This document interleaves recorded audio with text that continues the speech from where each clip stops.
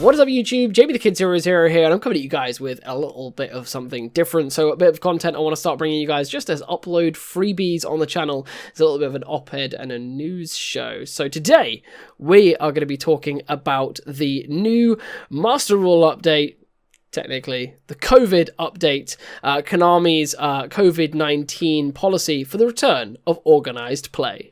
So I figured it'd be a cool idea to just dig into Konami's news dispatch that released on the 19th, so it's been a few days now, on their actual policy for their rollout for OTSs to reopen in the UK. So let's dig into it. So they started out with a brief dispatch reading, "Dear duelists, as a number of countries are starting to allow stores to open to the public," God, I wish that was the UK right now, "official tournament stores are able to run officially sanctioned Yu-Gi-Oh! Trading card game events starting again from June the 20th, 2020. Like I said, cheers Boris. This will be on a region-to-region basis depending on how the pandemic situation in that region will have some suggested guidelines to ensure that this is a safe environment for attendees and staff. We recommend using hand sanitizers when available, just like at your workplace I would expect. Wash hands frequently with soap and water to avoid handshaking. I mean, I don't know about you guys, but I do a good enough job of avoiding handshakes anyway.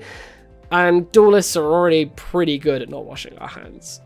So, I mean, you've been asking us to improve our hygiene for years in the Konami documents. I don't think it's going to start now. You can find your nearest OTS with the store locator, and then they reference the World Health Organization and links here. But what we really want to get into is this little guy down here, which is the official tournament policy for the COVID-19 addendum. I'm calling it Master Rule 5.1, the official tournament policy switch. So the document starts out by describing all of the kind of changes and where this tournament policy fits in over the top of current existing KDE document policy.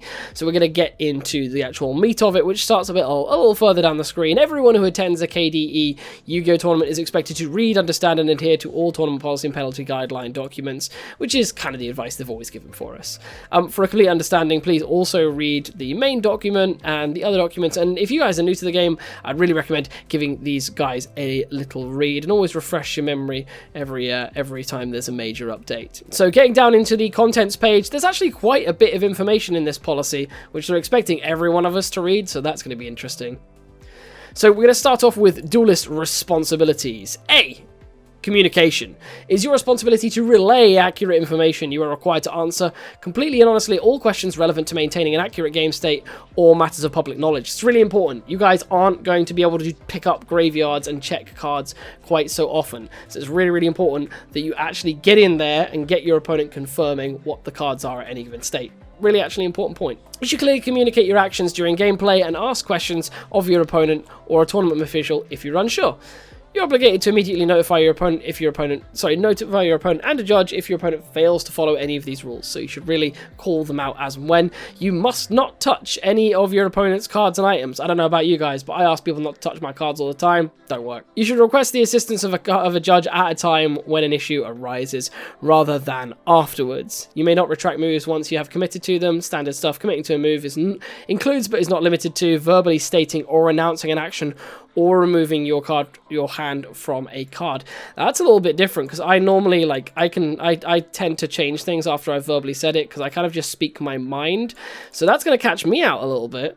Removing your hand from a card has always been a kind of universal thing of, oh, I've done it now. If your verbal statement contradicts the action you take in the game and the verbal statement is a legal play, it overrules the action you performed. So what you say is much more important than what you do. Hygiene. Now, if this isn't the most disregarded part of this entire document, I don't know what is. You should carry an alcohol-based hand sanitizer with you and use it frequently throughout the event. Now, that's going to be an interesting one because I get dry hands really quickly. So, I'm going to have to bring something to deal with that as well. If you display any symptoms of illness, do not attend. Please, don't attend. We need to stay out of lockdown. Symptoms include blah, blah, blah. It's wild when I'm getting a coronavirus advice on symptoms from Konami. Tournament organisers may refuse entry to the venue, and that's absolutely fine. I wholeheartedly endorse Konami, and I'm great to see Konami stating that tournament organisers have that right of refusal, because they do, and reiterating that is so important. C. Social distancing. You should be aware of the current laws and regulations imposed by your local governments regarding COVID-19, namely social distancing. OTS and tournament organisers are being made aware of this directly by each local government. Please ensure that you follow what is asked in tournament venues. These rules and regulations include, but are not limited to, restrictions on the number of persons allowed in a venue, distance between persons, and wearing facial protection equipment. Failure to comply with these requirements may result in you being asked to leave the venue. So that's always a really interesting thing. Over here in the UK at the moment, while the UK government has reopened certain establishments, and we're now starting to see the leisure and non-essential work sectors reopening on July 4th in the UK, it's still fairly unclear where games shops sit in all of that. As a boutique retailer with a lot of high contact, it's seeming as though, similar to arcades, bowling alleys, and a lot of other close proximity recreational sites, most locals related venues are being forced to remain closed for play and only really open to retail exclusively. So for the moment, even though organised play is now re-sanctioned by Konami, it actually can't come back due to the UK law. D, card trading. This isn't something I've heard about. I've not actually read this document. I've only ever had things passed on to me. So going through this for the first time has been pretty enlightening. We recommend that you always carry hand sanitizer with you and use it frequently. Cool, reiterated. When trading cards, ensure that you use hand sanitizer after touching someone else's belongings. I know I'm really compulsive. I scratch my face. I do all sorts. I've probably done it in this video without even thinking about it. By God, watch yourselves on that. And ask permission before touching anyone else's belongings. This is just common etiquette. Please, ask permission. Don't just grab my binder. Ask permission, implying that I carry a binder anywhere I go. And wash your hands frequently and avoid touching your face. E, use of facial protection equipment. If your local government laws require the use of facial protection equipment inside a venue, it is your responsibility to provide correct equipment and utilize it throughout the duration of your stay indoors. Facial protection equipment is encouraged even if your local government laws do not require the use of facial protection equipment inside a venue. Please note that facial protection equipment must be types recommended by local governments. Surgical masks, homemade cotton mouth masks, protective visors, etc. Please do not use items such as fantasy masks, motorbike helmets, or similar. That's I quite enjoy that. Someone showing up to a game in a full-blown motorcycle helmet. Let's go. So F, tournament materials. During the COVID-19 pandemic and until further notice, you should make sure to bring your own tournament materials and avoid sharing materials such as shared pens, dice, counters, field center cards, or tokens. So this is a cool comprehensive list that we could probably make a separate video of later on of everything you need to bring to the Yu-Gi-Oh table. So you might find a rerun on this soon. Tournament material. Paper and pencil and pen. You're required to use a paper and pencil to track your life points. Really, really important. A judge will always believe the paper, not the calculator. Always use paper. Replacement card sleeves, yeah, you absolutely need them anyway. Tokens, any card that is going to be used to represent a token must be able to indicate an attack and defense position, so it must really be a rectangle, and it must use the word token. So non-token cards can be used as tokens, but must be marked by writing the word token on the face of a card itself. That's a new update. I had a friend of mine who got stung because he actually used a card that had the word token written across it, and he got told off. Non-token cards that are specifically prohibited by tournament policies, such as non-token OCG cards not marked as tokens, or cards not marked as tokens that state they cannot be used in a duel, cannot be used, so you must mark them appropriately. Items that could be mistaken for other game elements are overly large, could damage cards or other tournament property, so don't use the giant card that you can see in the background, for example. Cannot be used even if they're appropriately labelled, and the head judge will serve as the final arbiter of that. Bring dice, they must be unweighted, clear and readable.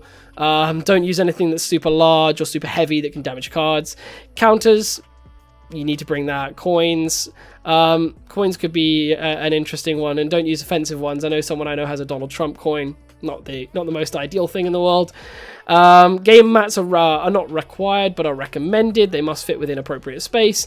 Now, the newest addition to this, and the new errata coming in Master Rule 5.1, is that you may use your smartphone at tier 1 events, which to my understanding tier 1 is of course local level events, with the understanding you will use it only for the purpose of life point tracking and the use of a card database to check text. Now the real reason for using card database of course is a really helpful way, and I'm really glad Konami are bringing this part in, is if you use the card database to check card text, you don't have to pick up your opponent's cards. And that's just such a fantastic allowance, because otherwise you had to take your opponent's word on it. And after the recent changes with, oh, I activate Rota, oh, I don't actually have any targets in deck, you don't have to check, you take my word on it. I really, really appreciate that they are now actually allowing you to use your phone rather than going, can you tell me what that card does? And just having to believe your opponent. It's really good. Part 2, tournament play, shuffling. So your deck must be randomized using accepted shuffling method and then cut. This must be done at the beginning of every duel and when a game mechanic requires you to shuffle. You must thoroughly randomize your deck where your opponent can see it. You can't check or arrange any cards. You can't pre-sort your deck. And you must, so I pre-sort my deck before events because I'm usually checking that everything is there when I'm building it, so you have to thoroughly randomize it. Your opponent must not touch your deck for randomization. Instead, your opponent should instruct you to randomize your deck as well as the cut if necessary as they wish. So you're going to be working the hands and your opponent is going to be delivering the commands, and I quite like that way of doing things. This reduces the contact your opponent has with your belongings. The owner may then cut their own deck, and if they do, they must ask their opponent if they wish for the deck to have another cut. No additional randomization may be done to the deck after this point. So you cut, then your opponent can ask you to go again. And that's kind of an interesting one. When you have completed your randomization, place your deck in the deck zone and notify your opponent you're finished. By this action, you agree that you've sufficiently randomized your deck and your deck is legal and matches your deck list. So by placing your deck in your deck zone, that is the lock-in. That is deck presented. So if you have an illegal deck at that point, that's where you're going to get stung. After both decks have been shuffled and placed in the deck zone, you can ensure that all deck elements are placed in their respective zones. Both duelists should count out their side decks in view of their opponent to confirm how many cards are in there. Now, I wasn't aware if this was in the policy before, but you must now count out your sideboard to confirm that it's all there for your opponent. You're not required to keep your side deck on the table, can go back into your card case or deck box afterwards, cool. B, use of a smartphone. You can use a smartphone during the match for the following circumstances. Life point calculation, cool. You can use the calculator, but I would recommend to you guys that you use a calculator with an actual history on it, because that's what judges will look for on paper. If your calculations don't have a history, you can't backtrack the game, and whoever has the life points written on paper is going to win that argument. You can use the device to check the UK card database for card translations. They reported earlier on in the document that you could use the card database as well to check what card effects do, so I'm inclined to believe that that's what they mean in that text as well. And then A, reporting the match result in section 3, reads that the winning duelist is responsible to accurately report the result of a match. Match result slips must not be used during this time period, and results should be communicated verbally to a scorekeeper, ensuring that social distancing guidelines are followed. So match slips are dead, and that upsets me a little bit. I mean, I'm not too annoyed because I always forget to bring a pen anyway, and I can never sign a match slip. But match slips are really, really important, so it's an interesting one, and match results cannot be altered once they have been submitted.